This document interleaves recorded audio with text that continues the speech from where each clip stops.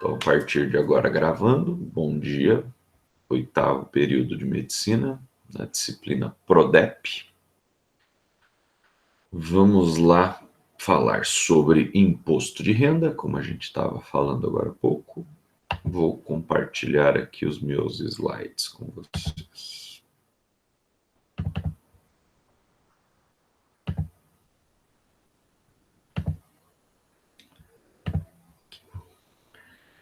Vamos lá. Começamos já com a frase do Milor Fernandes, né? Um dos pensadores importantes que o Brasil teve, era um humorista também, um dos fundadores do Pasquim. Ele nos diz o seguinte: me arrancam tudo à força e depois me chamam de contribuinte, né?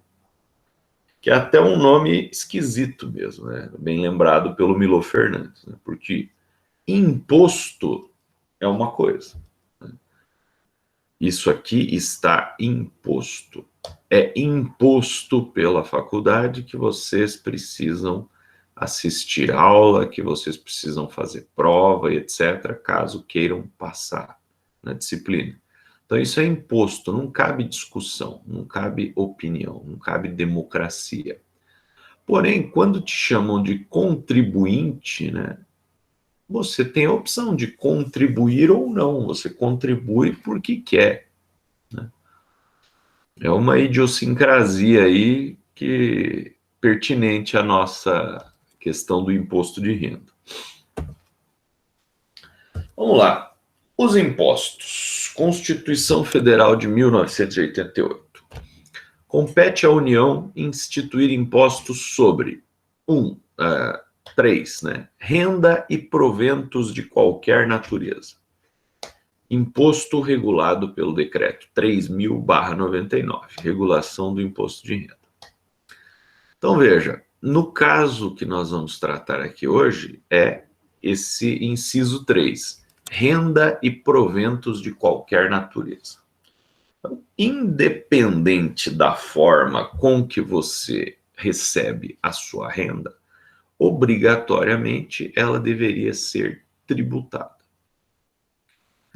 Se você recebe aluguel, se você faz produtos na sua casa e vende, se você presta assessoria para alguém, tudo isso são rendas.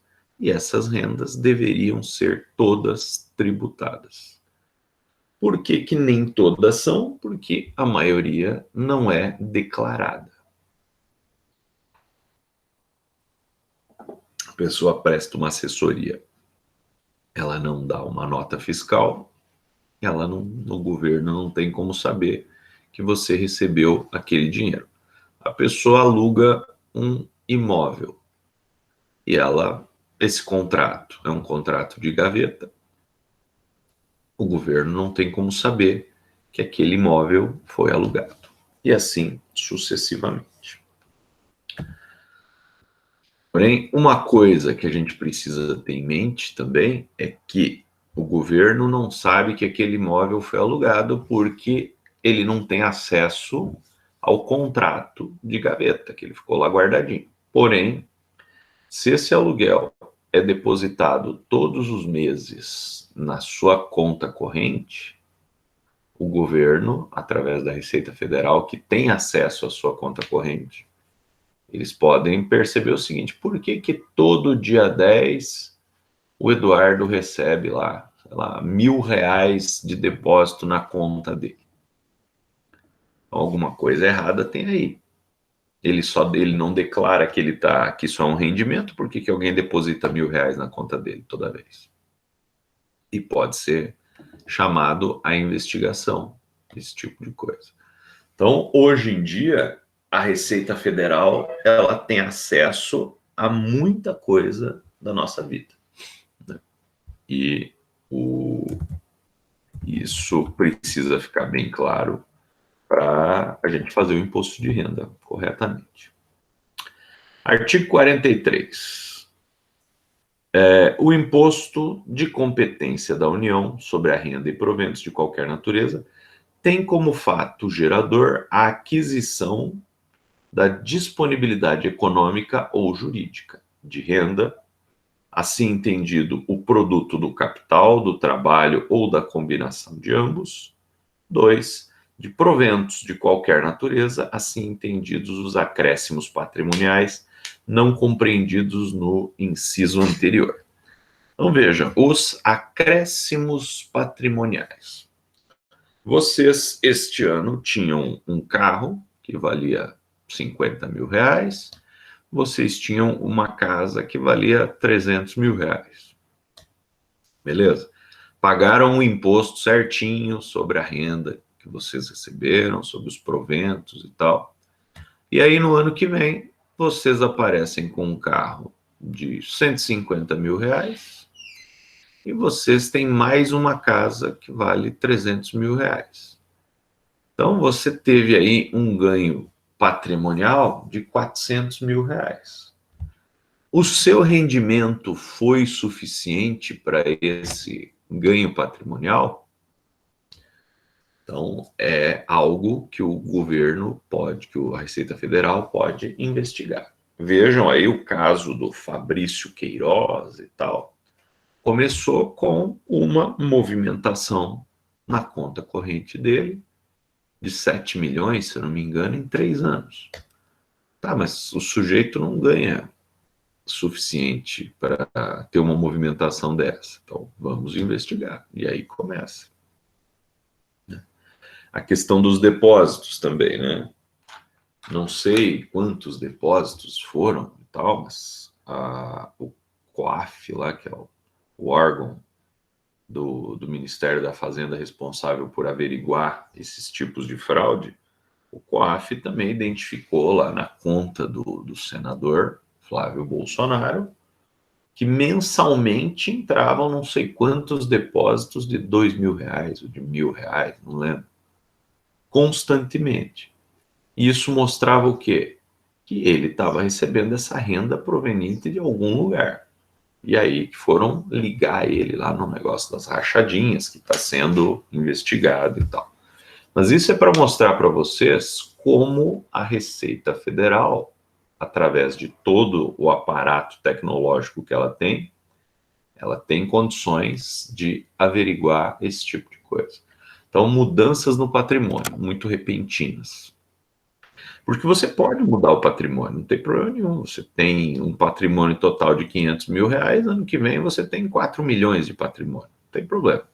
Desde que você tenha ganho esse dinheiro e pago o imposto efetivo desse dinheiro. Aí não tem nenhum problema. Você está mostrando que a sua evolução patrimonial foi condizente com a sua receita.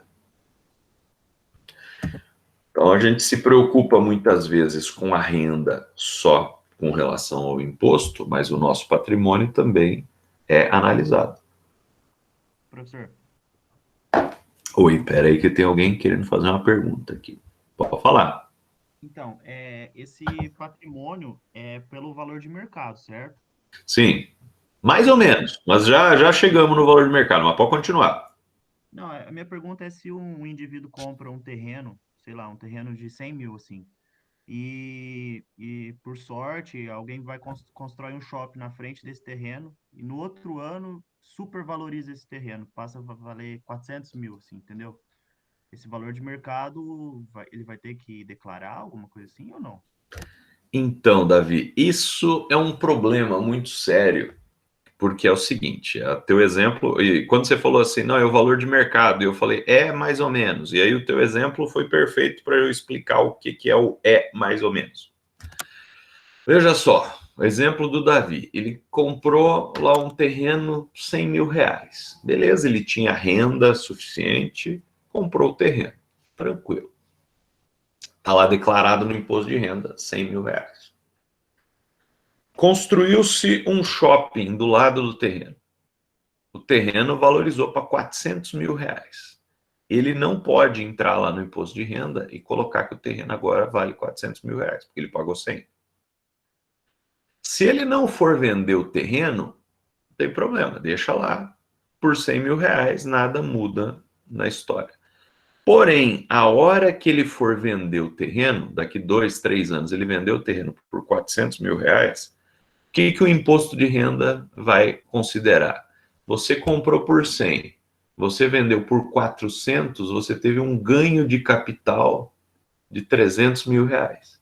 E você vai pagar o imposto sobre esse ganho de capital de 300 mil reais. Aí você tem um benefício, né, para a pessoa não precisar pagar esse ganho aí de capital. Se em 6 meses, se eu não estou enganado, você conseguir comprar um outro imóvel por esse valor, que você teve um ganho de capital, aí você não paga o imposto devido.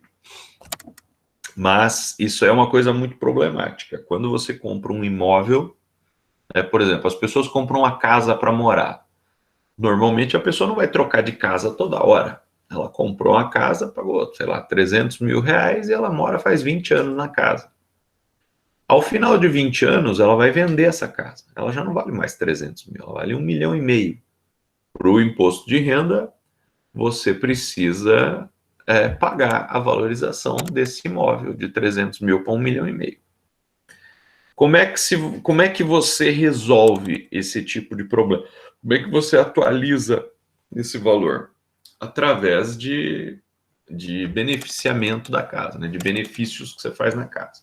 Então, por exemplo, eu fiz uma reforma, gastei 50 mil na reforma.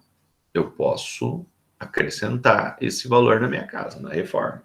Gastei 200 mil na reforma. A minha casa valia 300, gastei 200 na reforma, agora ela vale 300, sem problema nenhum. A grande questão é a seguinte: como é uma maneira que muita gente usa para burlar, né? Eu tenho um esquema lá que eu consegui comprar um terreno muito barato para revender muito caro e eu não quero pagar imposto, ou uma casa, e eu não quero pagar imposto. Então eu vou falar que eu fiz uma reforma enorme nela, e eu gastei basicamente o valor que eu estou vendendo ela, para não pagar imposto. Muito bem. Se eu cair na malha fina, a Receita Federal vai me pedir o seguinte: olha, então tá, você fez uma reforma na casa, né? Fiz. Então, cadê as notas fiscais do material que você comprou para casa? Cadê os depósitos que você pagou esse material aí, ou os boletos que você pagou? Cadê o INSS dos pedreiros lá que construíram a sua casa? Ou onde que está o pagamento do empreiteiro, da empresa construtora que arrumou a tua casa para ela se valorizar dessa forma? Então, tem esse risco sempre, né? Porque sempre que você tem uma reforma, você tem obrigação de recolher o imposto e de guardar essas notas, porque vão ser agregadores do valor do patrimônio depois. Então, tem forma de você atualizar, mas você não pode atualizar assim aleatoriamente. Eu vou botar aqui que eu fiz uma reforma. Porque se cair na malha fina, você vai ter que comprovar isso. É basicamente o que ocorre, que a gente comentou na aula passada um pouco, com os dentistas e os médicos, né? O recibo do dentista e do médico. A Receita Federal fica muito em cima desses profissionais, porque é uma maneira que as pessoas usam para tentar burlar e pagar menos imposto de renda. Então, a fiscalização é bastante grande em cima disso. E nos imóveis, mesma coisa. Respondido, Davi? Beleza, professor, obrigado. Então, vamos lá. Para que serve a declaração do imposto de renda? É uma das formas mais eficientes de coleta de impostos de todos os governos. Sua função, como a de qualquer imposto, é fornecer receita para o governo. Bom, ela é extremamente eficiente justamente porque a Receita Federal tem acesso a toda a nossa vida econômica. E uma coisa que as pessoas antigamente acreditavam, não, mas a Receita Federal ela é um órgão público. O órgão público não tem dinheiro para investir em equipamentos e tal. A fiscalização é muito precária. Muito pelo contrário, né? Lembrem-se que quando você tem contrabando aqui do Paraguai para o Brasil e etc., quem apreende o contrabando é a Polícia Federal, porque ela faz a operação ali, Só que quem cuida desses equipamentos apreendidos, quem dá destinação para eles é a Receita Federal.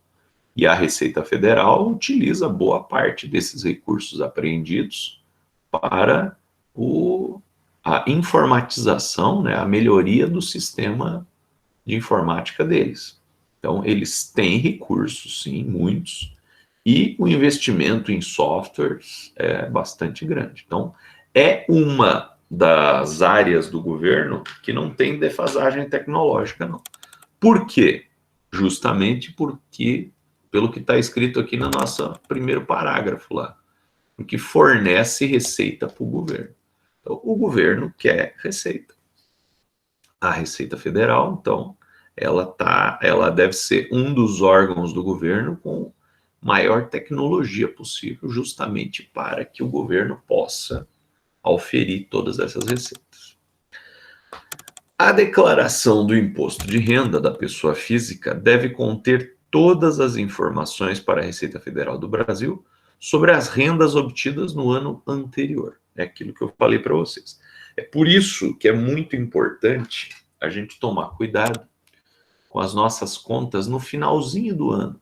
Ah, eu vou transferir dinheiro não sei para onde, eu vou mandar dinheiro para minha mãe, eu vou mandar dinheiro não sei o quê.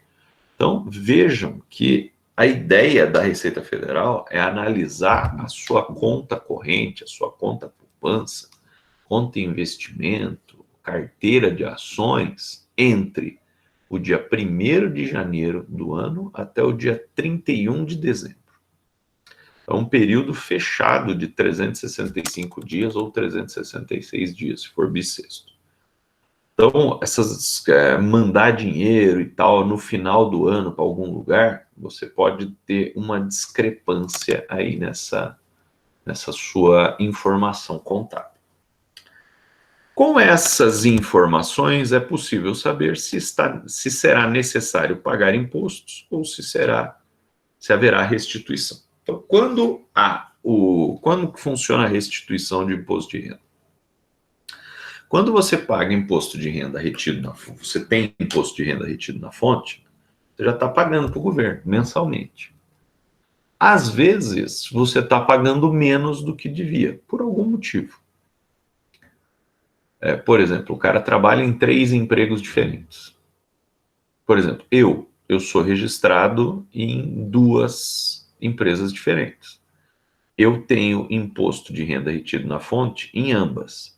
Porém, quando juntam os meus rendimentos, ainda falta uma parte para eu pagar para a Receita Federal. Então, o que acontece? Por mais que eu pague imposto de renda retido na fonte, quando eu vou fazer a declaração, ainda vai faltar alguma coisinha para eu pagar. Então, eu sempre tenho ainda um imposto devido a pagar. Se eu fosse registrado em apenas uma empresa, 100% da minha receita estaria sendo tributada, já retida na fonte. Então, a probabilidade de, no final, eu fazer a declaração de imposto de renda e eu ter pago imposto a mais, porque eu tenho lá as deduções dos meus filhos, né, da escola, da Unimed e outras coisas, a probabilidade de eu ter pago a mais é bastante grande. E aí o que acontece? Eu recebo a restituição. A Receita Federal me devolve a parte que eu paguei a mais durante o ano. Então, basicamente, é assim que funciona. E aí, o que acontece, né? A Receita e o governo, né, por conseguinte, ela tem pressa de receber, né? Então, ela quer receber o quanto antes para ela poder usar esse dinheiro. Mas de devolver, obviamente, ela não tem tanta pressa assim, né? Então, o que ela faz? Ela faz lotes de devolução, de restituição.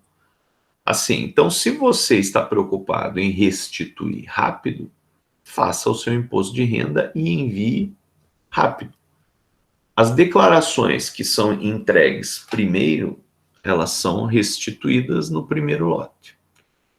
E aí, conforme a pessoa for deixando para declarar, os lotes vão indo para frente. Eu, como não tenho restituição normalmente, A minha declaração de imposto de renda lá, eu lanço ela no último dia, no penúltimo dia. Eu não fico tendo pressa para fazer. Já as pessoas que têm dinheiro a receber, a restituir, elas já começam a fazer a declaração de imposto de renda e já enviam o quanto antes para cair já no primeiro lote e receber essa restituição rapidamente. Aqui tá, deixa eu até atualizar isso. Não teve alteração na tabela do imposto de renda, né? Só mudar o ano ali. Todos os que tiveram renda anual, salário, aposentadoria e aluguel, ou outros rendimentos, superiores a R$ 28.559,70 no ano de 2020, ou no ano de 2019. 2020 nós vamos fazer ano que vem. 2019. São obrigados a realizar a declaração. Então, você querendo ou não, se você tiver uma renda nesse nível, você é obrigado. A partir desse nível, você é obrigado a fazer. Se você tiver uma renda menor que isso e quiser fazer imposto de renda, pode fazer. Mas daí não tem a obrigatoriedade de fazer. Devem declarar também aqueles que tiveram indenização, rendimento de poupança, outros rendimentos acima de 40 mil, ganhos de capital em venda de imóveis ou carro, ou forem donos de bens acima de 300 mil. Então, eu não ganho 28 mil por ano, mas eu tenho uma casa que vale 300 mil. Eu sou obrigado a declarar também, por conta dessa casa. Porque, para o governo, né? Tudo bem, o cara não tem rendimento suficiente, eu não quero saber dele. Mas ele tem uma casa que vale 300 mil, ou melhor, que está declarada por 300 mil. Talvez daqui a pouco ele venda essa casa por 600 mil. Eu preciso saber disso para poder cobrar o imposto dele. Então, é essa a ideia. Professor, pode falar. Como que é calculado o valor que vai ser tributado? É em porcentagem? É em porcentagem, é 27,5% do suposto ganho de capital. Então, no caso dessa pessoa que não tem esse rendimento de 28 mil, mas tem de 300 mil, é calculado sobre o que? O rendimento mensal? Você não está pagando nada. Você só precisa declarar. Porque, veja, você tem uma casa de 300 mil, mas você não tem o rendimento. Ok. Você vai declarar, mas não vai pagar imposto nenhum. Você simplesmente está declarando que você tem aquela casa. O governo quer que você declare, por quê? Hoje você não tem rendimento, hoje você não está pagando imposto, ano que vem também não, no outro ano também não. Mas daí, daqui a 4 anos, você vende aquela casa por 400 mil. Aí o governo vai dizer o seguinte, opa, essa casa estava por 300, agora ele vendeu por 400, ele teve um ganho de capital de 100 mil em cima dessa casa. Então você vai ter que pagar 27.500 de imposto para o governo por esse ganho de capital. Então é para isso que eles querem a sua declaração. Não que você vá pagar imposto todo ano. Você só vai pagar imposto se você atingir aquela faixa de pagamento ou se você vender esse imóvel que está lançado lá. Se o seu imóvel for abaixo de 300 mil reais, você não precisa nem lançar, não precisa fazer declaração de imposto de renda, não precisa fazer nada. Respondido? Tá ok, muito obrigado. Tranquilo. Outra coisa que acontece também é você entra com uma ação contra o Estado, contra uma empresa qualquer, etc. E aí você ganha essa ação aí, por danos morais, por algum prejuízo que você tivesse tido. Se essa indenização for acima de 40 mil reais, você vai ter que pagar o imposto de renda também, sobre essa diferença dos 40 mil reais. Então, o sujeito que recebeu lá R$1 milhão de indenização da Copel, vamos dizer, ele vai pagar 27,5% em cima dessa indenização também, porque para o governo foi um ganho de capital que ele teve.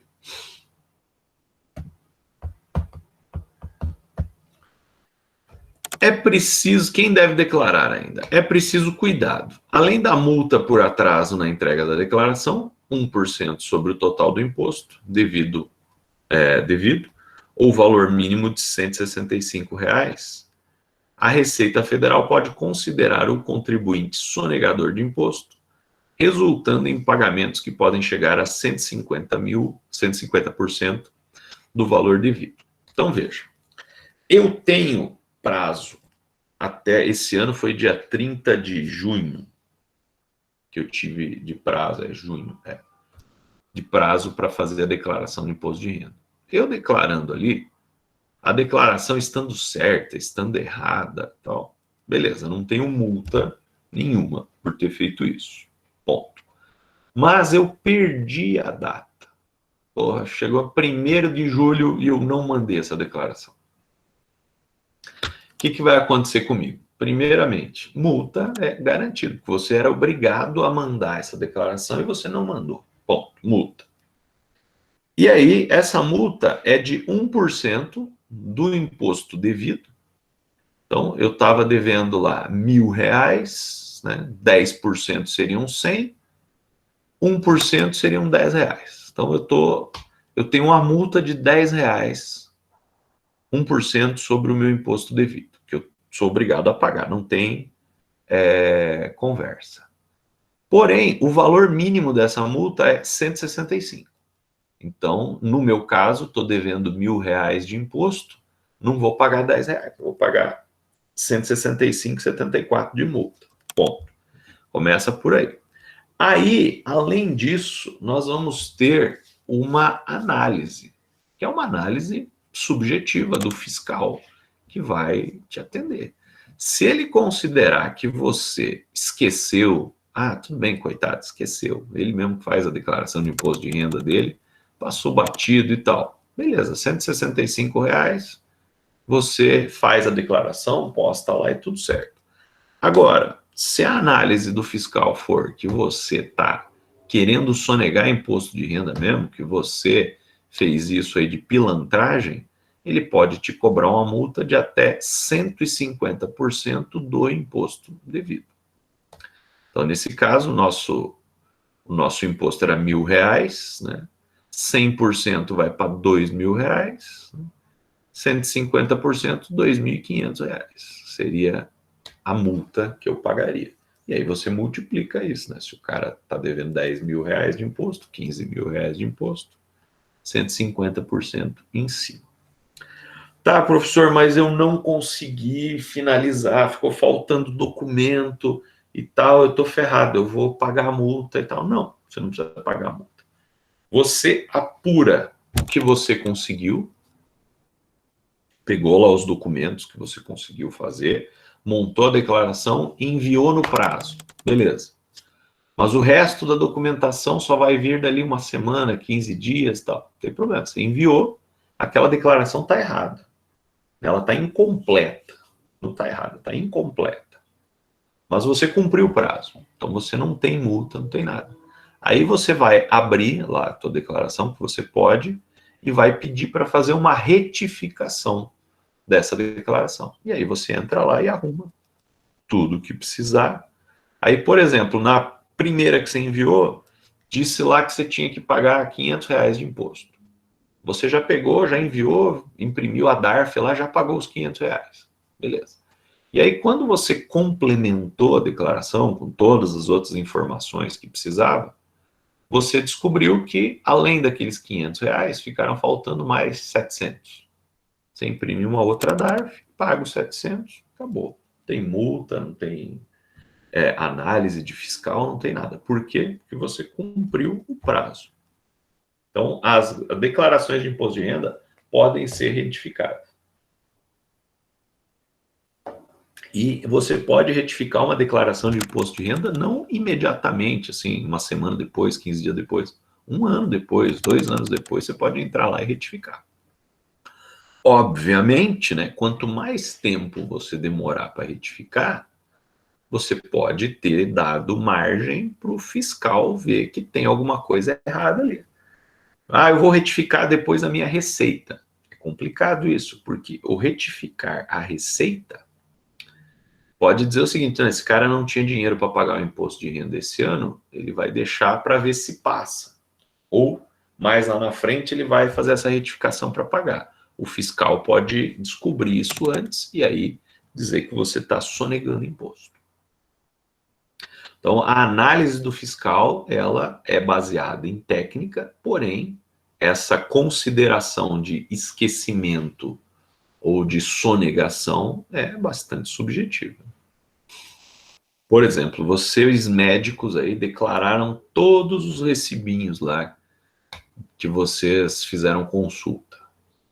Esqueceram um, esqueceram dois. Tudo bem, aí você pode falar, não, tá errado, eu teria que pagar tal, imposto sobre isso, mas perdi o recibo, o que eu posso fazer? Então, o cara não vai te multar porque você é um sonegador, porque você... O que ele vai fazer é, não, tudo bem, então, faltaram aí 2, 3 recibos, você vai pagar o valor aí, porque nós da Receita sabemos quais são esses recibos porque os seus pacientes lançaram. Ele vai te cobrar a multinha e sem problema. Agora, no meio de, sei lá, 200 recibos, você esqueceu de lançar 60 recibos, 50 recibos, aí já muda de figura, né? Não é um simples esquecimento. Exemplo, o contribuinte com renda de R$180 mil durante o ano de 2019, aproximadamente R$15 mil por mês, que não declarar estaria devendo R$39 mil de imposto. Caso a Receita descubra, ela poderá cobrar mais de 58.500 de multa. Então veja, a questão dos 150%, de até 150% é isso aí, né? Então o imposto devido é 39. Então 100% de 39 seriam outros 39, mais 50, né? 58.500 de multa.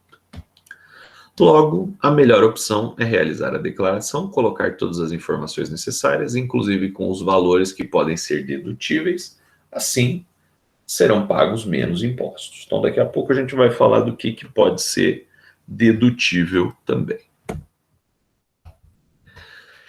Imposto de renda para profissionais da saúde, né? Vejam só, né? E quantos profissionais da saúde existem, né? Vários. Né? Você tem médico, dentista, enfermeiro, fonoaudiólogo, fisioterapeuta, nutricionista, educador físico, tal. Porém, o imposto de renda que nós vamos tratar aqui para os profissionais de saúde é só para médico e dentista. Por quê? Porque são as duas áreas em que ocorrem a maior propensão de fraudes. Então, por isso, imposto de renda para profissionais da saúde deveria se chamar para médicos e dentistas. Profissional autônomo trabalhando em clínica própria, sem vínculo empregatício. Essa é uma das definições de pessoa física mais comuns para profissionais da saúde. Está aqui o programinha da Receita Federal, né? A gente entra lá, faz um cadastro, né? Como qualquer programa hoje em dia que a gente utiliza, e aí põe lá os nossos dados e começa a preencher.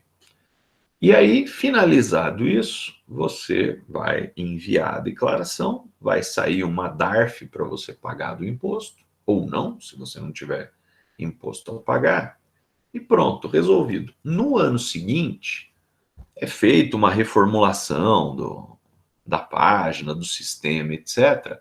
Porém, você puxa os dados do ano passado para os dados de agora. Justamente para você não ter que digitar tudo de novo e também para a Receita Federal ter uma continuidade do processo de verificação. Então, aqui era o de 2018, né? Não muda muita coisa. O prazo para entrega de declaração de imposto de renda iniciou-se em 1º de março de 2020 e encerrou-se esse ano em 30 de junho. Então, eu vou até arrumar aqui, porque esse ano foi um ano excepcional, né? Ano que vem, provavelmente, volta para o prazo final da declaração, 30 de abril. Então, se a gente for analisar, a declaração de imposto de renda você tem, a partir do prazo de abertura, 2 meses para fazer. É tempo suficiente para fazer. E quando a gente começa a declarar imposto de renda, o que a gente costuma fazer, né? Você vai ter uma pastinha em algum lugar para você guardar os comprovantes que se perdem assim ao longo do tempo. Por exemplo, a mensalidade da faculdade, a mensalidade do colégio, tal, isso não se perde, né? Porque você tem lá o boletim para pagar. E na pior das hipóteses, você liga depois no colégio ou na faculdade, na Unimed, e diz o seguinte: olha, eu precisava de uma declaração aí de quanto eu paguei ano passado por imposto de renda. Eles vão te mandar e você lança. Então, esses documentinhos aí a gente não precisa se preocupar com eles. Que documentos a gente precisa se preocupar? Com recibos médicos, de dentistas, etc. Com vendas de patrimônio. Vendi o meu carro. O que eu tenho que fazer? Depois do recibinho lá de transferência preenchido, que ali vai o nome do sujeito, o CPF, o valor da qual foi vendido o carro, tira um xerox e põe nessa pastinha. Porque no ano seguinte, você vai ter que dizer, olha, eu vendi ano passado o meu carro. E vendeu para quem? Vendi para o fulano de tal, CPF tal. E por quanto você vendeu? Vendi por tanto. Como normalmente os carros, né, perdem valor ao longo do tempo, você não vai ter ganhos de capital em cima de carro, né? Dificilmente. Eu que mexia não, né? Eu tinha vários carros antigos, né? Eu sei bem que em carro velho você perde dinheiro, né? Você não ganha. A menos que você ache um Mercedes asa de gaivota 1956 e o cara te venda por R$1.000, aí você vai vender ele por 3 milhões depois. Mas como isso é muito difícil de acontecer, né?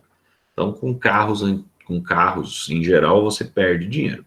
Porque você compra um carro zero por 80 mil, você fica lá 2, 3 anos com ele, depois você vai vender por 40.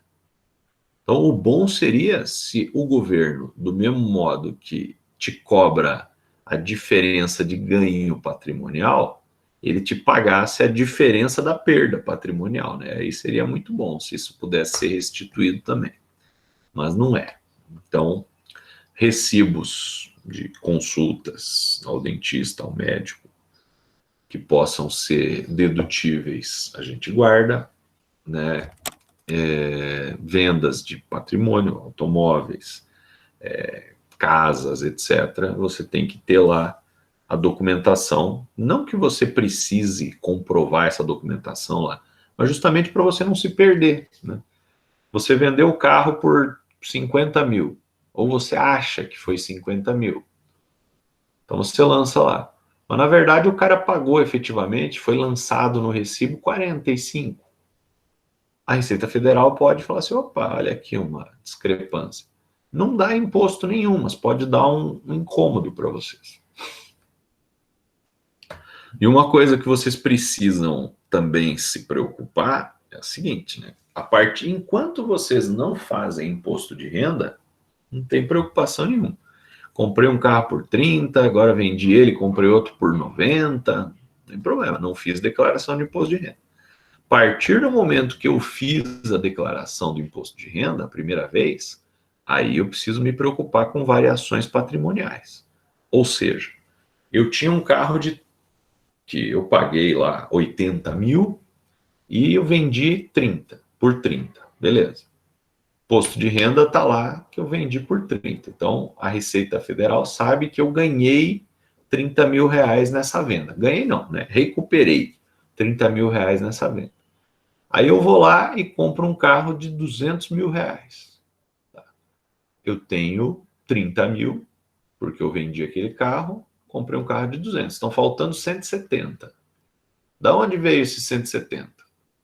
Se você tiver acumulado renda suficiente no ano anterior para juntar esses 170, não tem problema. Se você não tiver essa renda, aí você vai ser chamado. Porque da onde veio a diferença de renda aí para você comprar esse carro? Então, a partir do momento que você registra imposto de renda a primeira vez, você tem que ficar preocupado com isso. Professor, Pode falar. uma dúvida, por exemplo, se eu comprei um imóvel por 100 mil e vendi por 200 mil, eu vou ter um ganho de 100 mil, No caso, o valor que eles cobrariam seria no valor só do lucro, vamos dizer assim, da venda? Exatamente. Aí, Desde que você tenha registrado isso no imposto de renda. Por exemplo, você estava falando de imóveis de 100 mil. Você é obrigado a registrar se for acima de 300. Como isso é abaixo de 300, você pode comprar por 100, vender por 200, comprar outro por 200, vender por 250. Você começa a ter problema a partir do momento que você compra um imóvel por 300. Aí você tem que registrar ele e aí você vai pagar imposto. Entendi. Aí, no caso, se, por exemplo, eu tivesse comprado um de 300 mil, vendesse por 500, e com o valor do lucro, vamos dizer assim, eu tivesse gastado em outra coisa, tipo, eu teria que prestar conta do que eu comprei, né? Para Sim. deduzir? Você teria que pagar o imposto de 27,5% em cima de 200 mil, que foi o teu ganho de capital. Você comprou por 300 e vendeu por 500. Porém, se eu não me engano, durante 6 meses, se você comprar outro imóvel, ou outros imóveis, utilizando 100% desse valor, 500 mil, você não vai pagar o imposto. Até hoje não me explicaram o porquê disso, mas eu sei que funciona porque minha mãe era toda cheia de comprar e vender imóvel, e ela fazia esse tipo de coisa porque era permitido. Tá ok, obrigado. Nada. O ideal é ir se preparando, tudo e solicitar para os planos de saúde, empregador, empresa que seja sócia, cooperativas, contabilidade, órgãos públicos, para lhe enviarem todos os comprovantes de pagamento e recebimento. Então, essas empresas, por exemplo, eu negocio ações lá na XP Investimentos. Eu tenho ganho de capital. Vendi uma ação lá, ganhei R$1.000. Vendi outra ação lá, comprei bitcoins e ganhei não sei quanto. Nessas empresas que... Não, bitcoins não dá, porque bitcoin não é regulado. Nessas empresas que negociam ações, nessas corretoras de ações, eu não preciso ficar anotando tudo isso se eu não quiser. Posso até anotar para eu fazer o cálculo quanto que eu vou ter de imposto de renda. Mas no período do imposto de renda, eu vou lá na XP e falo o seguinte: olha, eu quero um extrato aí da minha movimentação de capital, dos meus lucros aí com essa movimentação. E eles já te dão e você vai lançar. Então você não precisa se preocupar com essa papelada. Em compensação, com essas miudezas, né, esses recibinhos aí, você precisa se preocupar, sim. Outra coisa, eu digo que na XP e tal, você não precisa se preocupar, desde que você lembre que você está mexendo com isso, né? Porque às vezes você esquece que tem esse ganho de capital lá na XP e não lança e não pede para eles e tal, mas a Receita Federal sabe o que você teve, porque a XP é obrigada a informar para eles via sistema. Então, esse é a grande questão.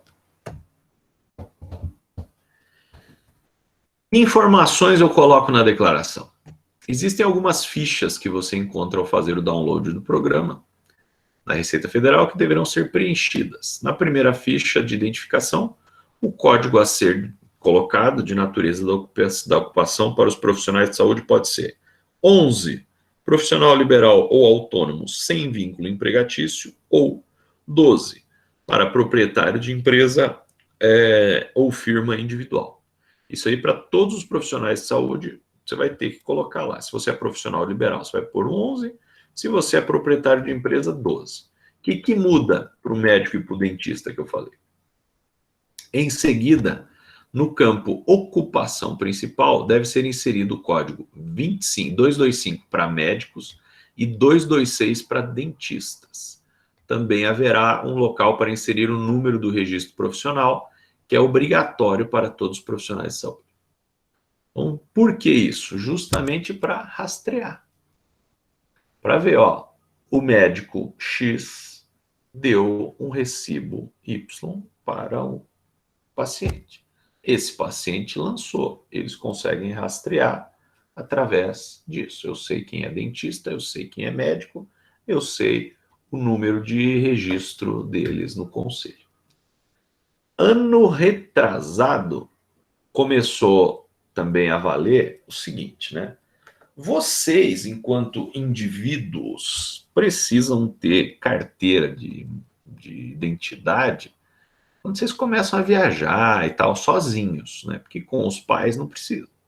O cara pode ter 18 anos e ter a certidão de nascimento. Ninguém vai obrigar você a fazer uma identidade antes dos 18 anos. A partir dos 18, sim.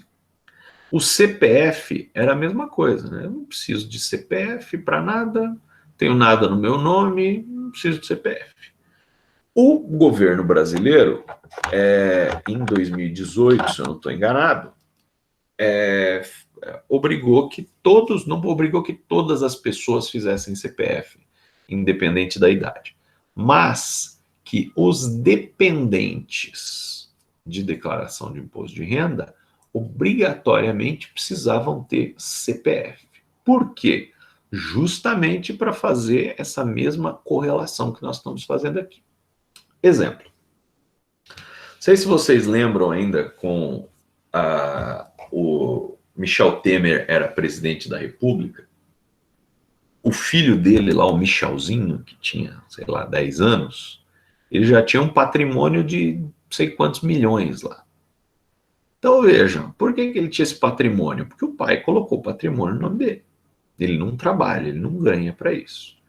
Então o Michelzinho, né, através de procurações que poderiam ser dadas, né, porque o Michelzinho é menor de idade, o responsável por ele é o pai. Então o pai teria condições de fazer movimentações financeiras pelo filho, porque ele é menor de idade ainda. Agora, quando você coloca a criança também com o CPFzinho lá, aí a Receita Federal consegue mapear, inclusive, essas movimentações financeiras e cobrar o imposto. Então, há 2 ou 3 anos atrás, a Receita Federal passou a exigir o CPF. Além disso, né, eu acredito, eu acho que até demorou já para o governo fazer isso. Esse ano, como é de pandemia, é mais complicado de mexer. Mas eu já achei que na época da Dilma isso ia ocorrer. Aquela história lá que nós já comentamos também da nota fiscal Paraná, do CPF na nota. O governo obrigando todas as empresas a colocar, a vincular o CPF na nota fiscal, vai aumentar em muito a base de análise deles, porque aí você consegue verificar se a pessoa realmente ela está gastando aquilo que ela arrecada ou ela está gastando mais do que ela arrecada. E aí, se ela está gastando mais do que arrecada, ela tem que estar com a conta negativa no banco. Se ela não está com a conta negativa no banco, alguma coisa errada está acontecendo. Ah, professor, mas eu posso guardar dinheiro em casa. Sim, eu posso ter um colchão lá, um cofre que eu guardo dinheiro. Sim. Só que da onde veio esse dinheiro? Esse dinheiro tem que ter vindo desde o período que você está. Se você já tem imposto de renda, você tem que mostrar que esse dinheiro, qual que é a movimentação dele de um ano para o outro. Por exemplo, tem um negócio que os contadores chamam de caixa, que é o seguinte, que é o dinheiro líquido disponível que aparece lá no imposto de renda. Então, o meu ganho anual foi lá de R$150 mil por ano. A minha movimentação financeira, cartão de crédito e tal, foram, sei lá, 120. Então, 150 menos 120, sobraram 30 mil. Talvez você nem tenha esses 30 mil. Foi a ida na padaria, foi não sei o que você pagou em dinheiro e foi. Só que para a Receita Federal houve uma sobra de dinheiro, 30 mil. Então, esses 30 mil é o meu caixa. Eu tenho esses 30 mil. Eu não pago imposto sobre esses 30 mil. Eu já paguei quando eu recebi. Então, mas eu tenho esse dinheiro lá guardado. Então, a minha movimentação do ano seguinte... o Eduardo ganhou 150 e movimentou 180. Não tem problema, porque ele tinha guardado 30 mil do ano passado. Ele gastou agora. Tranquilo. Então, essas questões também são importantes por conta disso. Quando o governo colocar lá o CPF na nota, todo mundo colocando CPF na nota, não vai sobrar esses 30 mil de caixa aí. Porque toda vez que eu fui na padaria, eu tive que pôr lá o meu CPF. E aí, o que vai acontecer? Esses recursos que as pessoas têm para fazer compras, assim, que a receita delas não tem dinheiro suficiente, para de existir. Porque até então, ó, sobrou 30 no ano de 2015, sobrou mais 30 no ano de 2016, sobrou mais 30 no ano de 2017, no ano de 2018 eu tenho 90 mil. Eu posso gastar porque eu tenho caixa suficiente para isso. A partir do momento que tivermos lá o CPF obrigatório na nota, aí já não tem mais como juntar esse caixa. A não ser que eu tenha efetivamente esse dinheiro. Isso não vai ocorrer para as pessoas que ainda não declararam imposto de renda. Só que a partir da primeira declaração que você faça, aí já é interessante você botar lá que você tem um caixa de tantos mil. E você não vai precisar pagar porque é a primeira. A primeira declaração é como quando a gente está analisando dados aí do TCC, né? Eu vou comparar os dados do ano de 2019 para os anos de 2020. Beleza. O que tinha? Como é que eu cheguei nos dados de 2019? Dane-se, eu consegui os dados, eles estão lá. O que daqui para trás não importa. O que importa é daqui para frente. A declaração do imposto de renda também. Pessoa, primeira declaração de imposto de renda dele. Né? Tem um apartamento de 1 milhão, tem 500 mil reais em dinheiro, tem não sei o quê. Tá, mas de onde veio isso? Não importa. Importa que eu estou lançando imposto de renda agora e eu tenho isso. A partir daqui é que vai ser começado a verificar a sua vida. A vida pregressa não vai aparecer.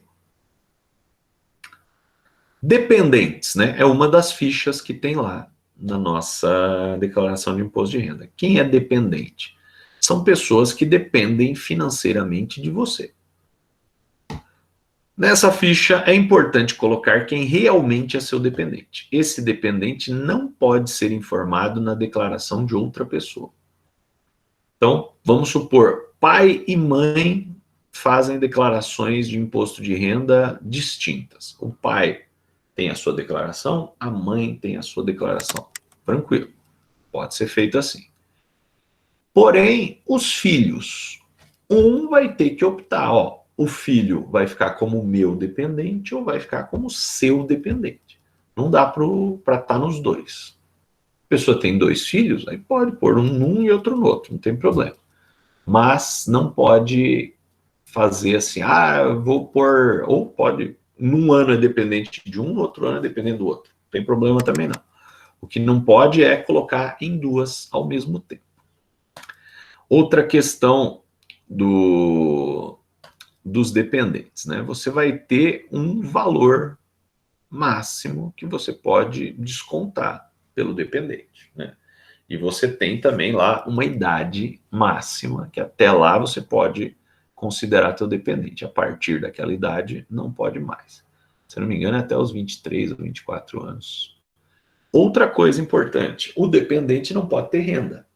Então, por exemplo, o meu filho, eu tenho um filho de 20 anos e tenho um filho que vai fazer 20 anos e um que vai fazer 10 anos. O meu filho que vai fazer 10 anos não tem condição de trabalhar, né? Como é que ele vai trabalhar?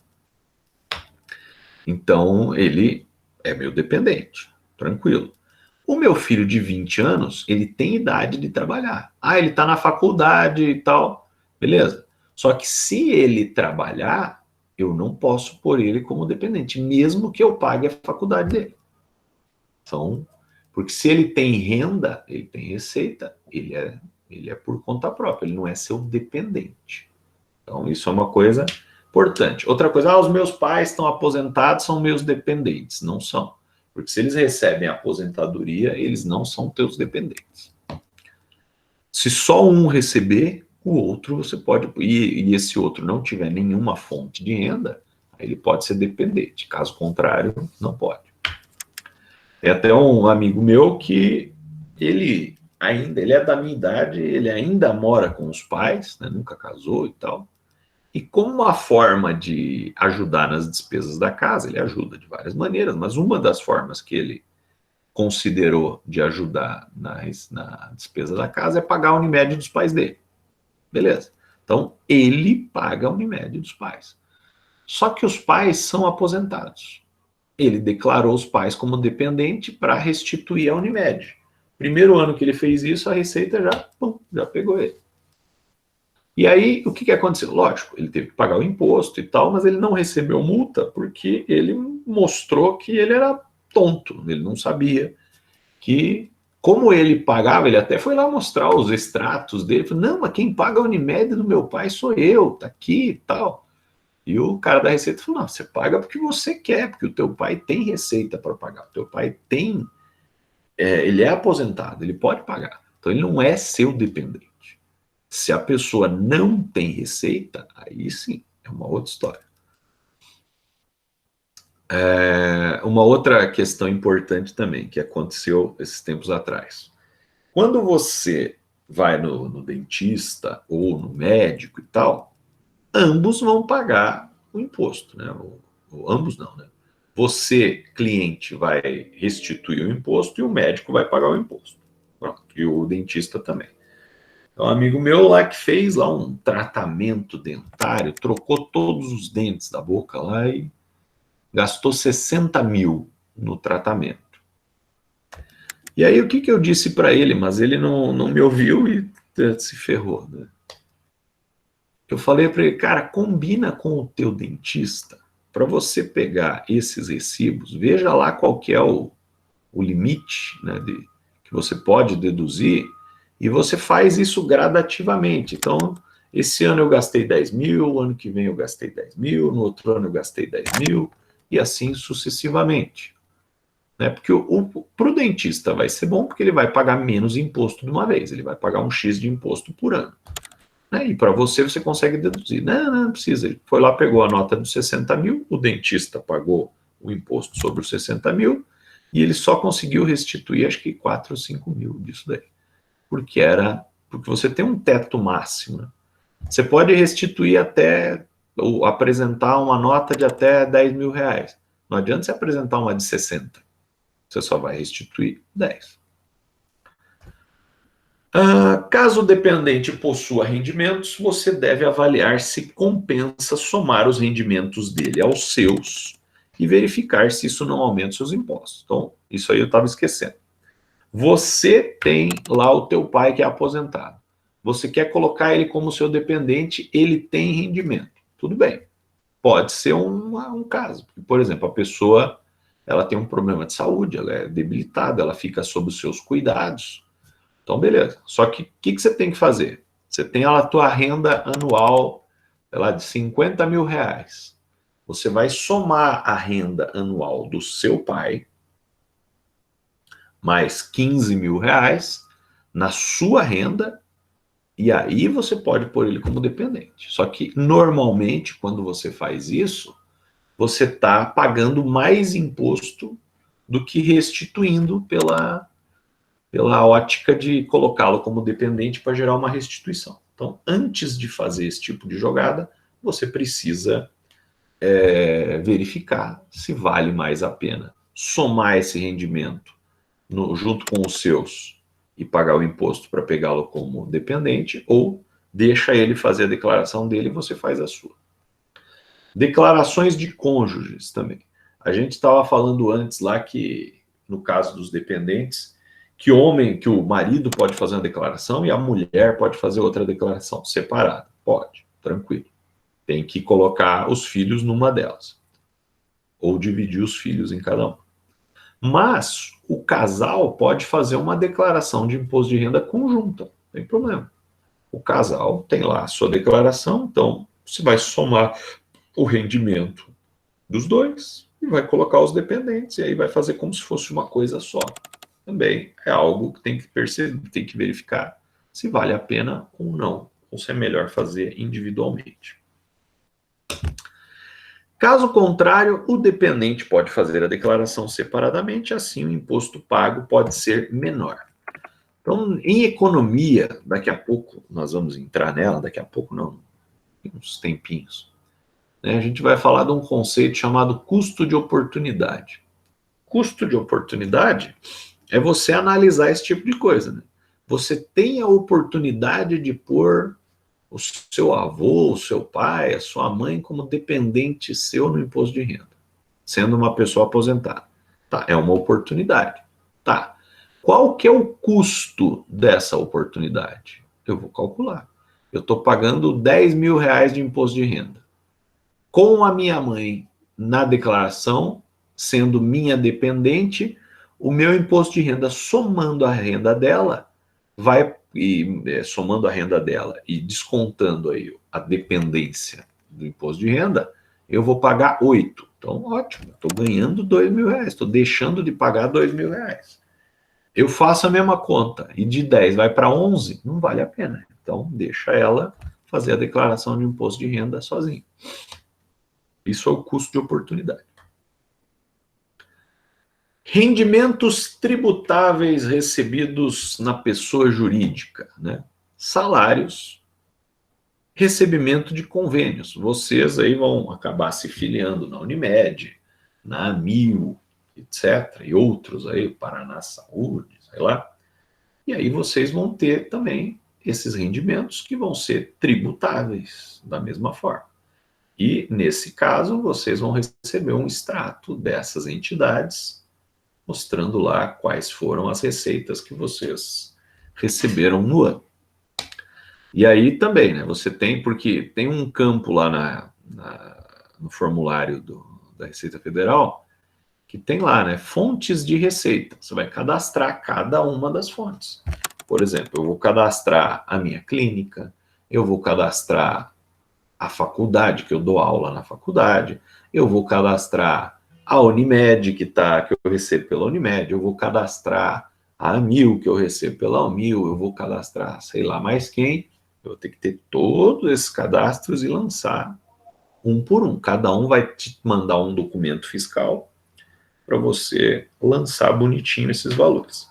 E é bacana você utilizar esses documentos fiscais, porque aí é certeza que os dois estão falando a mesma língua. Ah, eu acho que eu recebi tanto. Aí você lança, não vai casar com o que a outra entidade mandou. Ela te fornecendo o documento é garantia que vai dar tudo certo. Estes valores são rastreáveis pela Receita, por meio da DIRF, Declaração de Imposto de Renda Retido na Fonte. Quem reteve os valores de impostos tem a obrigação de informá-los à Receita. Caso estes valores não sejam informados, a Receita Federal vai cruzar os dados e o contribuinte pode cair na malha fina, ou seja, naquela malha de verificação. E o problema de cair na malha fina não é nem eu esqueci um negócio lá, eu vou ter que pagar lá R$500 de imposto. O problema não é esse. O problema é que quando você cai na malha fina, eles vão revisar o teu imposto os últimos 5 anos. Então, qualquer besteira que você tenha feito de propósito ou não nos últimos 5 anos, eles vão analisar. E outra coisa, uma vez caído na malha fina, sempre vai ter um pontinho vermelho em cima da sua declaração de imposto de renda. Então, a probabilidade de você ser monitorado numa frequência maior que as outras pessoas é bastante grande. Rendimentos tributáveis recebidos por pessoa física. Aluguel, atendimento a pessoas físicas através do CPF, né? Nesse campo, tem-se grande risco de malha fina, pois quem recebe aluguel deve declará-lo como rendimento tributável. Aquilo que a gente estava falando, né? O certo é, independente do contrato de gaveta ou não, recebi um aluguel de R$1.000. Vou lá no meu imposto de renda, recebi do fulano de tal R$1.000 de aluguel. Tá aí o cara que me pagou, se ele não lançar. Se ele não lançar, não tem problema, porque ele não ganha nada com isso. E a Receita Federal não pode cobrar ele de nada. Já você, como tem um rendimento, ele é tributável. Então, você lança lá e é tributável. Ah, professor, e se eu não lançar e tal? A Receita Federal, não sabendo o que você tem, não tem problema. Poderão ser descontados do valor recebido a quantia cobrada pela imobiliária para administrar o imóvel, assim como o fundo de reserva. Então, eu tenho um apartamento alugado por imobiliária. Esse daí, a imobiliária, ela é obrigada a lançar. Então, se você não lançar, saiba que a Receita Federal vai te chamar, porque a imobiliária lança todos. E o que ele está dizendo aqui é que a imobiliária cobra uma taxa para administrar o seu imóvel. Aí você não ganhou. Por exemplo, o aluguel é R$1.000, mas cobrando a taxa lá que a imobiliária te cobra, você recebeu efetivamente 900. Então, são os 900 que você vai declarar, não os 1.000. Quanto ao atendimento de pacientes, é muito importante registrar o CPF de cada um, pois o paciente que foi atendido pode declarar a consulta como despesa médica. Ele pode não, ele vai. Isso aí não tenha dúvida. A não ser que o sujeito não esteja na faixa de pagamento de imposto de renda. Você pode até fazer o cadastro do camarada, né? Chega lá para fazer uma consulta particular. Você pergunta, qual que é a tua renda? Ah, minha renda é tanto. Você não declara imposto de renda não, né? Não, então tá bom. Porque se esse cara declarar, você tem certeza que o dado vai ser cruzado. Dessa forma, a Receita pode cruzar os dados. Por exemplo, se o paciente declarou que a consulta custou R$500, na declaração deverá constar o recebimento de R$500, ou você estará sujeito a dar explicações à Receita. O cara lançou o teu CRM, o teu CPF, que você cobrou R$500 dele numa consulta, a Receita Federal não vai chamar ele para prestar declarações, porque para a Receita Federal esse sujeito é prejuízo, porque ele vai ter uma restituição. Então dane-se ele. Já você, se não lançou, a Receita Federal vai te chamar mesmo. A Receita Federal só vai chamar o paciente caso ela suspeite que aquele recibo que ele está lançando é mentiroso. Porque eu, na minha declaração, eu posso pegar o CRM de um de vocês, pegar o CPF de um de vocês e colocar lá que eu gastei R$1.000 em consultas médicas com um médico fulano de tal. Faço isso para meu benefício, pagar menos imposto, né? Para eu descontar o meu imposto, né? Porém, a Receita Federal pode me chamar se ela desconfiar que, será que ele gastou isso mesmo? E aí eu vou ter que ter o recibo em mãos. E aí sim ela vai cruzar com o do médico também, para ver se o médico pagou por isso. E aí o bacana é o seguinte, o Eduardo lançou, o médico não lançou. Então, a primeira análise, o médico está sonegando. Porém, nesse caso, nós vamos chamar os dois.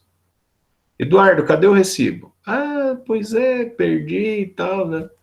Médico, não, eu não consultei esse cara. Então, o vagabundo é o Eduardo que estava querendo dar um migué na Receita Federal, dizendo que teve uma despesa médica que ele não teve. O pessoal faz tanta sacanagem com consulta médica e de dentista, que o meu contador lá estava me falando que de 5 anos para cá, ele aconselha todo mundo, ó, você vai no dentista, você vai pagar como? No cartão, não tem problema. No boleto, não tem problema. Não, eu vou pagar em dinheiro, então tá bom. Você vá no banco e saque o dinheiro exato que você vai pagar o dentista no dia que você for pagar. Porque isso é uma comprovação que realmente você pagou o dentista naquele dia. Que a Receita Federal, ela pega muito no pé disso. Ou cheque, também, só que ninguém usa cheque mais, né? A não ser o povo lá, a mulher do Bolsonaro e companhia. Esse povo aí gosta de cheque. Rendimentos isentos. Deixa eu ver se tem um comentário de vocês aqui. Não. Rendimentos isentos, distribuição de lucros, participação em empresas que seja sócio. Então, no Brasil, a distribuição de lucros não é tributada. Então veja que coisa esquisita, né? Você, pessoa física, paga um monte de imposto. Mas a sua empresa deu lucro, você distribui o lucro e não paga imposto de renda por conta disso. Distribuição de lucros é isenta. Nessa ficha são informados os valores distribuídos como lucros. Caso você seja sócio em alguma empresa, esse valor já foi tributado na empresa. A empresa paga imposto de renda à pessoa jurídica, mas é um valor irrisório, perto do que a gente paga como pessoa física. Por isso, né, é mais vantajoso você receber através de empresa, pessoa jurídica, e através de distribuição de lucros, né? Daí você não paga imposto nenhum. Mas para que não hajam problemas com a Receita, todas as obrigações precisam ser enviadas para o governo. Geralmente, as alíquotas incidentes sobre as receitas recebidas por empresas são as menores do que as incidentes em pessoa jurídica. Eu acredito que isso não vai ficar por muito tempo, não porque os governantes aí estão ouvindo o que o Ciro Gomes fala há 200 anos, que tem que tributar lucros e dividendos, mas porque como o governo teve uma queda gigantesca na arrecadação, eu acho que ele vai ter que começar a tributar lucros e dividendos logo logo. E aí, de novo, né? Faz-se necessário fazer a conta. Tributou-se lucros e dividendos, mas o lucro, o dividendo lá, o imposto sobre ele é menor do que o que eu receberia como pessoa física, então continua fazendo assim. Bens e direitos é uma outra ficha da declaração. Nessa ficha é importante informar todos os imóveis, aplicações, ações, veículos, cotas de empresa que você faz parte como sócio. Então é o teu patrimônio. Antigamente você comprava a linha telefônica da empresa que vendia e era um absurdo. Era tipo, eu lembro que era tipo $1.500, mais ou menos, que custava uma linha telefônica. Então as pessoas colocavam isso na declaração de imposto de renda também. A partir desse ano, os dados desse ano, considerando 2018, os dados sobre os bens serão mais detalhados. Nos imóveis, deverá constar o número da matrícula do registro de imóveis. No caso de veículos, o número do Renavan deverá ser informado. Porque antes, né, você escrevia lá, comprei um Gol, placa tal, do fulano de tal. Beleza, mas os caras não vão verificar se aquela placa existe e tal. A partir do momento que você coloca Renavan, você tem acesso à matrícula do carro, você tem informações todas do carro. E aí vai minimizar o problema de fazer alguma fraude. Deixa eu ver aqui o que me perguntaram. Professor, teria como eu, como empresa, comprar ações de outra empresa e aí cair nesses lucros e dividendos, não pagar imposto? Sim, as empresas fazem muito isso. Você pega, por exemplo, né, o Banco Itaú, né, que vocês ainda não viram a minha pregação contra bancos, mas logo, logo verão. O Banco Itaú, por exemplo, esse ano, coitado, eles tiveram uma queda na lucratividade, assim, bastante grande. Caiu para 1/3 o lucro deles. No segundo trimestre aqui do ano, eles ganharam apenas, né, eles distribuíram apenas como lucros e dividendos 2,3 bilhões de dólares. Bilhões de reais, desculpe. Então, esses 2,3 bilhões foram para as famílias lá e não pagaram um tostão de imposto. Então, você pode ter a empresa, né, sócia de outras empresas, e aí distribuir lucros. Né? As holdings fazem isso. Né? Você tem uma empresa grande que concentra as ações de todas as outras empresas e depois ela faz essa distribuição. Mas pode sim, Ana. E melhor, né? Você faz isso de forma legal, não está sonegando, não está fazendo nada de errado. Moralmente parece errado, e é errado, mas a legislação permite. Quanto aos imóveis, é possível aumentar o seu valor com as melhorias realizadas ao longo dos anos e amparadas com notas fiscais. Isso é interessante para que na hora da venda o valor calculado como ganho de capital seja menor. É aquilo que a gente já falou no início da aula. É preciso atenção para não realizar alterações dos valores dos bens sem ter tido receita suficiente para realizar estes aumentos. Então, aquilo que eu já falei antes, né? A partir do momento que você começou a declarar imposto de renda, a Receita Federal vai acompanhar a tua variação patrimonial. E é bem bonitinho lá na declaração do imposto de renda, que você começa lá a declarar e tal, e vai aparecendo total de patrimônio, vai mudando. E, inclusive, que é um outro alerta, né, para quem está fazendo imposto de renda, quando o seu patrimônio passa de R$1 milhão, né, independente se você aumentou o patrimônio de forma abrupta ou não, né, tinha lá, meu patrimônio era de 950 mil, e esse ano meu patrimônio subiu para 1.100.000. Então eu tenho renda para isso, não tem problema, né, eu ganho 150 mil por ano, né, usando aquele exemplo. Então não teria nada de errado. Só que a partir do momento que você lança ali e o teu patrimônio sobe para 1 milhão, acima de 1 milhão, vai aparecer uma tela de aviso na tua declaração, dizendo o seu patrimônio acabou de superar R$1 milhão. Está ok, né? Tem certeza disso e tal? Aí você dá sim e continua. Não tem problema nenhum. Porém, isso já mostra, ó, essa declaração com patrimônio acima de R$1 milhão, certeza tem um asterisco lá na Receita Federal.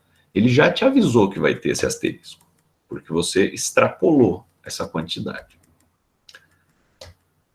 E não, de novo, né, não tem mal nenhum, mas ele já está dizendo, opa, tá aqui.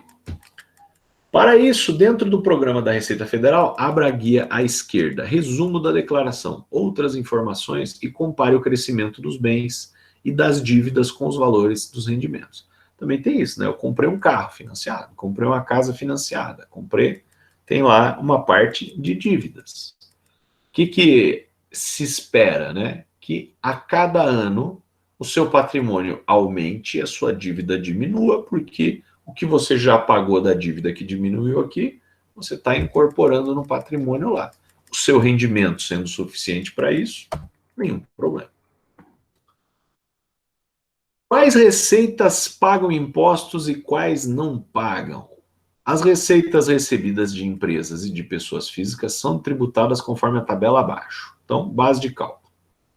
De 22 a 33 mil por ano, 7,5% a alíquota do imposto, e você consegue deduzir gastos de até 1.700. De 33 a 45, você vai pagar 15% de alíquota e você consegue deduzir até 4 mil.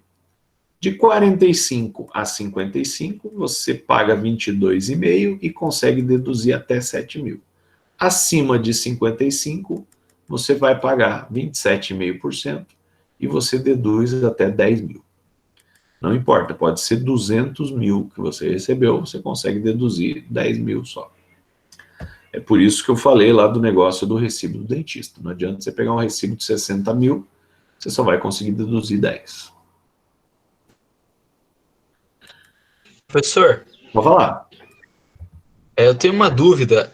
Em relação a financiamento estudantil, é possível deduzir depois, lá na frente, o FIES? Como que funciona isso? Eu acho que o FIES não, porque, na verdade, o que vai acontecer? Você deve estar como dependente de alguém, né? E quem paga a parte da sua mensalidade. Porque se você tem 100% de FIES, olha, sinceramente, eu não sei, eu nunca vi nunca pensei nessa possibilidade. Eu tenho que ver até com o meu contador, depois eu te conto isso. Porque veja assim, vamos pensar de forma racional nesse caso. Você está fazendo a faculdade. Tá, a faculdade tem uma parcela dedutível de imposto de renda, beleza. Só que eu tenho FIES de 100%. Então eu não estou pagando nada. Então eu não tenho como deduzir. Ponto. Porém, quando eu me formar, eu começo a pagar o FIES, que seria o equivalente à parcela da faculdade, porque eu não paguei durante a faculdade. Então, pela lógica, deveria ter condições de você deduzir isso. Então, pela lógica, sim, mas, sinceramente, como a lógica não necessariamente manda nesse processo, eu não sei te dizer. Mas eu vou perguntar para o meu contador, eu tenho que falar com ele essa semana, e aí me cobra semana que vem que eu te falo. Beleza? Então tá, obrigado. Uma boa pergunta, cara. Nunca ninguém tinha me perguntado isso. Porque se você paga, você tem um FIES de 50%, aí tudo bem. A parte que você está pagando da mensalidade, você consegue restituir e já é o valor máximo, com certeza, que você vai ter direito a restituir. Então, depois, quando você pagar o FIES lá na frente, você já restituiu lá atrás, você já conseguiu deduzir esse valor durante a faculdade. Mas se você tem 100% de FIES, não sei não. Deveria ser lá na frente. Vamos lá. A melhor maneira de não cair na malha fina é declarar tudo e comparar se os valores estão condizentes com a sua realidade. Lembre-se que a contribuição previdenciária é obrigatória, o recolhimento é realizado para o INSS com base no salário recebido das empresas, que é contratado. O recolhimento dos valores recebidos com prolabore, né, que é o pagamento, que é o salário do dono da empresa, é de responsabilidade do proprietário da empresa. Já o recolhimento dos valores recebidos como autônomo deve ser feito para o INSS individualmente. Aquilo que a gente falou na semana passada do carnê-leão e tal. Se os valores não estão sendo recolhidos ao INSS, a Previdência Social trabalha em conjunto com a Receita Federal. Se os devedores podem ser notificados. Então, todos os órgãos do governo, eles cruzam informações. Se isso ocorrer, o recolhimento será feito com juros e correção. Uma outra coisa que a Receita costuma fazer com o INSS é o seguinte: você não declarou lá, você tem umas empresas e tal, ou você tem funcionários e não declarou. Quando você for receber a tua restituição de imposto de renda, a Receita fala assim: olha, você não vai receber restituição porque eu já usei o valor dessa restituição para bater a dívida que você tem do INSS. A Receita faz isso, sem te avisar. Ela só te avisa depois que ela já fez. Como declarar? O imposto de renda se pertence a várias categorias na declaração. Os proprietários ou sócios de clínicas deverão fazer sua declaração utilizando distribuição de lucros, pois a mesma já vem isenta no imposto de renda.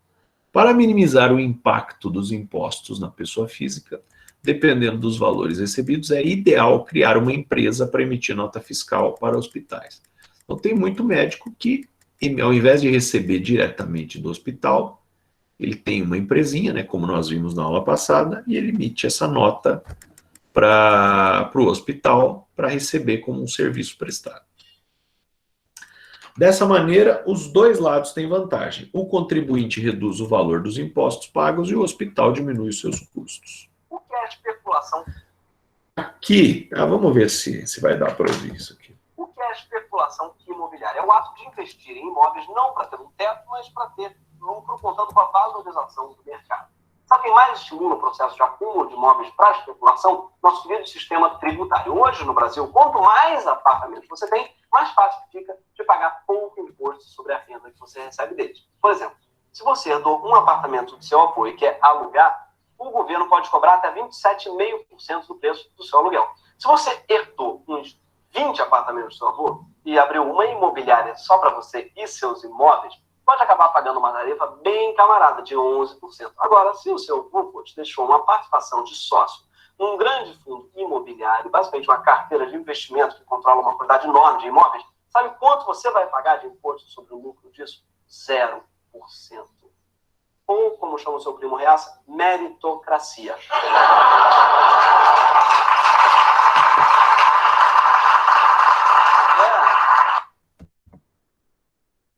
Então, basicamente é aquilo que a gente estava falando, né? Quando você tem distribuição de lucros, você não paga imposto, né? No caso, ele usou o exemplo de imobiliárias. Já aqueles que são funcionários em hospitais, por exemplo, devem declarar as receitas como rendimentos tributados na primeira ficha do programa, de acordo com a declaração de imposto de renda. E aí eles vão pagar lá os 27,5%. Posso usar o livro caixa? Os profissionais liberais que atendem a pessoas físicas podem usar livro caixa, aquilo que nós vimos na aula passada. O ideal é fazer o acompanhamento mensal, receita e despesa, a fim de saber se o valor da diferença foi maior do que o valor da isenção. Nesse caso, deve ser recolhido o imposto referente ao mês em que o valor ultrapassou a isenção. Isso é o chamado carnê-leão. Então, aquilo que a gente tem o programinha na receita também, você vai lançando receita e despesa. Aí naquele mês você viu que deu a mais, paga o imposto. Se a opção for fazer o controle anual, a diferença do imposto será paga com multa e juros, porque você deveria estar pagando mensalmente. O que pode ser deduzido? Vários itens podem ser deduzidos do programa e o próprio carnê-leão tem essa relação. Alguns dos itens dedutíveis são funcionários registrados, secretária ou auxiliar do consultório. Lógico, você não vai deduzir o salário inteiro, né? Mas uma parte disso. Todos os encargos relativos à contratação da equipe, tudo que for utilizado para a manutenção do consultório, água, luz, aluguel, condomínio, telefone, material de consumo, de escritório. O pagamento do conselho de classe, o CRM ou CRO, sindicatos, contabilidade de despesas com propaganda e despesas com propaganda. Os móveis e os equipamentos não podem ser deduzidos, o mesmo vale para alimentação e combustível. Aula passada a gente ainda viu que pode deduzir inscrição em congressos e tal, assinatura de periódicos científicos, base de dados. Quando e quanto eu vou pagar? O valor do imposto pode ser calculado de duas formas, simplificado ou completo. Sabe quando vocês preencheram lá a Plataforma Brasil e no comecinho lá aparecia vocês queriam preencher de forma simples ou completa? O imposto de renda é a mesma coisa. Então, o que vai acontecer? Coloca lá o completo, preenche tudo. E antes de você fechar a declaração, você vê lá, no completo, quanto de imposto eu paguei? Ah, eu tenho 4.000 para pagar. Aí você clica no simples. Ele vai mudar, sei lá, 3.500. Opa, então eu vou deixar no simples, que eu vou pagar menos imposto. Caso hajam muitas deduções, gastos com educação, saúde, etc., geralmente vale a pena optar pelo modelo completo. Mas à medida que os valores são colocados no programa do imposto de renda, ele mesmo calcula as duas opções à esquerda. Assim, é possível escolher pelo cálculo com menor valor. Você fazendo ela completa ou fazendo ela simples, você não está fazendo nenhuma fraude. Você está simplesmente optando pela declaração que é mais vantajosa para você. No momento da transmissão, é importante certificar-se que a opção escolhida é a que vai ser transmitida, uma vez que não há possibilidade de retificar o tipo de declaração. Então, como eu falei para vocês, existe a retificação, mas esse é um aspecto que não retifica. Eu enviei ela como completa, eu posso retificar, mas ela continuará sendo completa. Eu enviei ela como simples, posso retificar, mas ela continuará sendo simples. O imposto a pagar deverá ser quitado em até 8 vezes, porém os valores são ajustados mensalmente pela taxa Selic. Primeira parcela deve ser paga até o dia 30 de abril. Esse ano ficou para dia 30 de junho. Se as informações inseridas forem indevidas na declaração do imposto de renda, a Receita pode exigir explicações, né? A chamada malha fina que nós estávamos falando, né? Essas informações incorretas podem complicar a vida do contribuinte e ainda podem sujeitá-lo a retificar a declaração e pagar a diferença do imposto, o multa. Você caindo na malha fina, você vai ser obrigado a retificar a declaração para ficar certa, e vai pagar a multa ainda. Lembrando que se a Receita Federal verificar que houve omissão de receitas de má fé, você pode ainda pagar aquela multinha de 150%. Se tiver dúvidas, procure a ajuda de um profissional ou um colega mais experiente para fazer sua declaração de imposto de renda. E pode procurar um contador também. Eu, particularmente, a minha é o meu contador que faz. Eu nunca faço declaração, mas eu sei como funciona. Eu conheço todas as partezinhas dela, mas eu acho que o contador ele tem condições melhores de achar coisas para eu pagar menos imposto do que eu teria condições de fazer. Então, por isso eu peço para ele fazer. Vocês, médicos, o bacana é vocês acharem um contador que esteja acostumado a fazer declarações de médicos. Porque aí você já pega um cara que manja daquela área específica. E era isso, pessoal. Alguma dúvida? Alguma questão?